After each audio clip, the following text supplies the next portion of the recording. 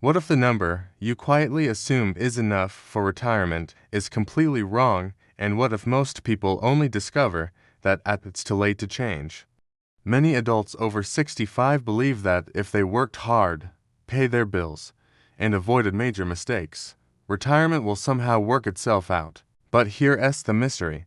Millions of Americans retire every year with nearly the same amount of money, regardless of income, education, or effort. That pattern is accidental, and the real number behind it makes a lot of people uncomfortable. Here's the first clue. According to U.S. Census and Federal Reserve data, a shocking percentage of retirees rely primarily on Social Security as their main source of income. Yet almost no one plans for that outcome in their younger years.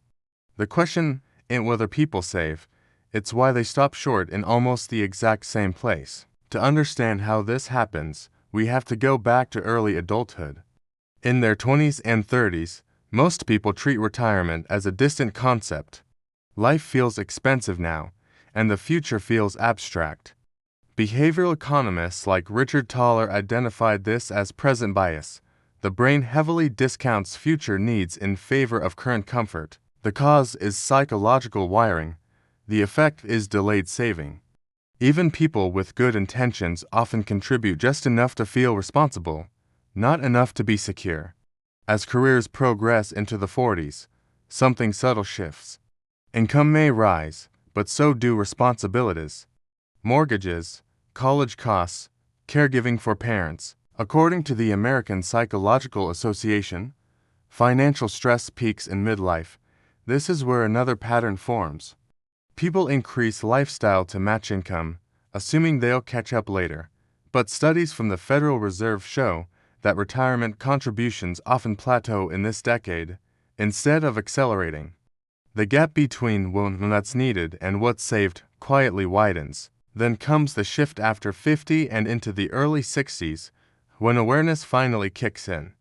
People start running numbers, they attend seminars, they read articles. And that's when the anxiety begins. According to the Employee Benefit Research Institute, nearly half of Americans aged 55 to 64 have less than $100,000 saved for retirement. That number shocks people, but it shouldn't. It's the predictable result of decades of small deferrals. Now here's the shift after 70 that most people ignore. Retirement isn't a static phase. Costs don't stay flat. Healthcare expenses rise sharply. According to Fidelity, the average retired couple in the U.S. may need hundreds of thousands of dollars just for medical expenses alone over the course of retirement. Meanwhile, cognitive and physical energy for complex financial decisions declines. The margin for error shrinks. This leads to the breaking point the moment the reality becomes visible. A market downturn, an unexpected medical bill. A spouse passes away. Suddenly, the numbers don't work anymore. According to Social Security Administration data, Social Security replaces only about 40% of pre-retirement income for average earners. For many retirees, total monthly income lands far below what they once assumed was comfortable. This is where the title becomes real. Most people retire on far less than they expected. The fallout affects everything. Lifestyle choices narrow. Travel disappears. Housing decisions become stressful. Health choices get influenced by cost instead of preference. Research from the National Bureau of Economic Research shows that financial stress in retirement is strongly linked to depression, cognitive decline, and even higher mortality. Money doesn't buy happiness, but running out of it destroys peace of mind. So what do seniors try instead?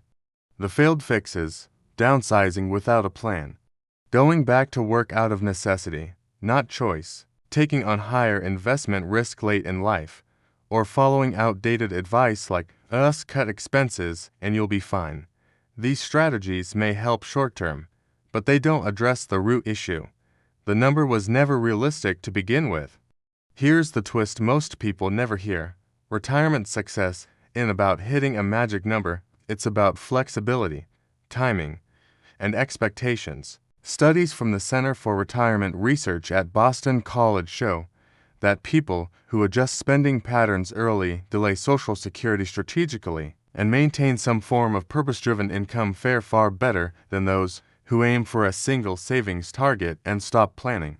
So how much do most people actually retire on? While the exact number varies, surveys repeatedly show that a large share of retirees depend on Social Security plus modest personal savings, often under a few $100,000. For millions, it's far less. The reason this matters isn't to scare you. It's to wake you up to the cause and effect chain that leads there. What can you do today if you're over 60? 3 direct actions. First, get clear, not optimistic, about your real monthly expenses and guaranteed income. Second, understand your Social Security strategy. Timing can change lifetime income dramatically.